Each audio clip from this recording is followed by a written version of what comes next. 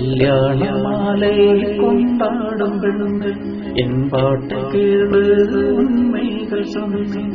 கல்யாணமாலை கொண்டாடும் பெண்கள் என் பாட்டு கேளு உண்மைகள் சொன்னேன்.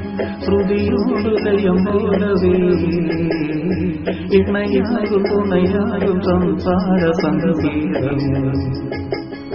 கல்யாணமாலை கொண்டாடும் பெண்கள் என் பாட்டை கேளு உண்மைகள் சொன்னேன்.